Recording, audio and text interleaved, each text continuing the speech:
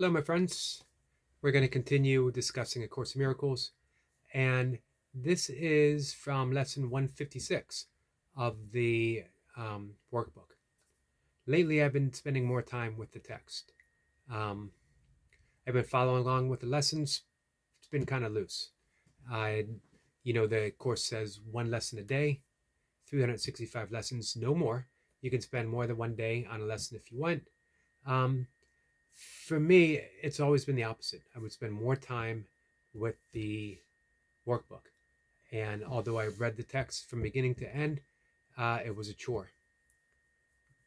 This time around, and again, I felt the call not only to uh, re immerse myself in a course, but to actually, as the course said, we teach what we most need to learn, and that we are all teachers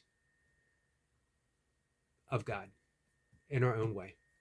And for whatever reason, I think maybe triggered by the advent of political season uh, and some personal issues going on, not only did I feel the need to re-immerse myself into Course in Miracles, but to present myself as a teacher so that I would learn in greater detail of the course.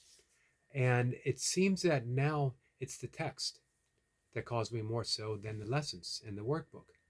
Not that the lessons aren't important. As a matter of fact, that might be the best place to start.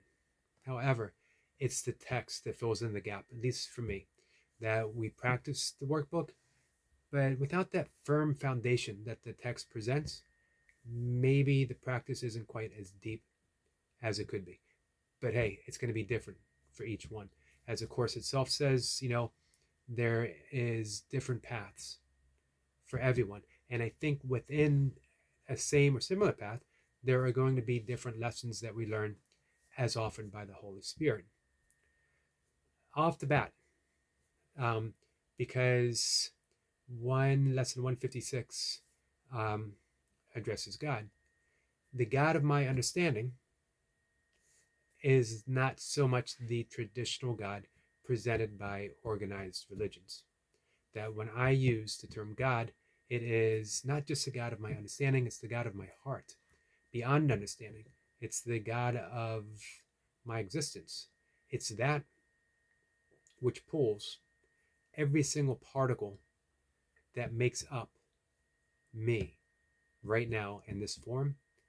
It's whatever force that swirls them all together, that they dance within and hold them together, making the atoms, making the molecules, making the cells, giving me this appearance. Whatever it is that is doing all of that, that divine intelligence that prompts me to wake up in the morning to a perfect universe made to order for my existence. The sun is just close enough to the earth, not even a little bit closer, not even a little bit farther away, that would make life impossible.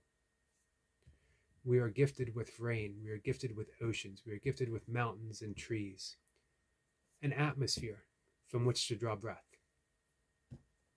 And I don't have to ask for any of it. That is the God of my understanding. And that's the God, when I talk about the Course, that I'm referring to. And in some ways, I would have been more comfortable saying the Tao or Krishna or any other name, even though I was brought up Catholic and I went to a Catholic school.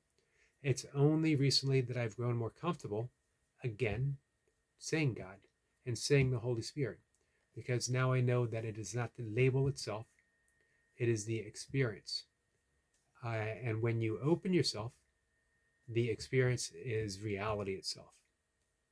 So this is lesson 156, laying all that down beforehand. Who walks with me? This question should be asked 1,000 times a day, till certainty has ended doubting and established peace. Today, let doubting cease.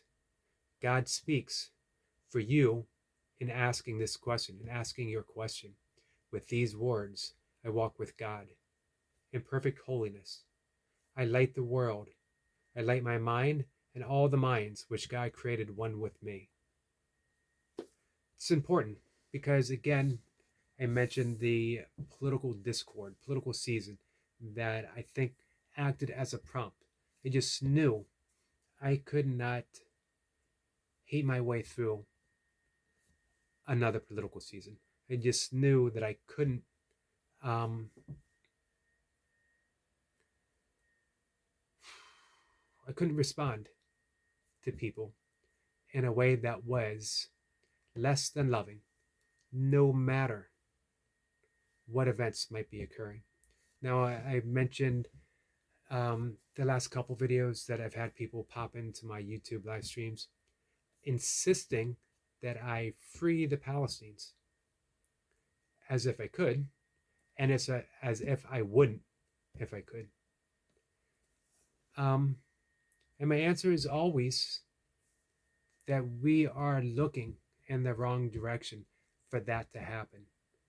Yes, we could have some type of truth, and I pray that we do. However, until we ourselves are established in peace, until we realize who walks with me, and then recognize that we walk with God in perfect holiness, all of us, even if other people don't recognize that yet, if we realize that, if we realize that I light the world, I light my mind and all the minds which God created one with me, a spark, that we are a light of God and we're offering that light, that enlightenment to others. When we go within and we establish ourselves in our holiness, which is peace, which is love, and we extend it outwards, the world begins to heal. But it won't do it without you. You're the catalyst. I'm the catalyst. We do it together. One mind. The Course says, my mind and all the minds which God created one with me. You want peace in the world, establish peace within yourself. That's what I'm working on. Guys, thank you.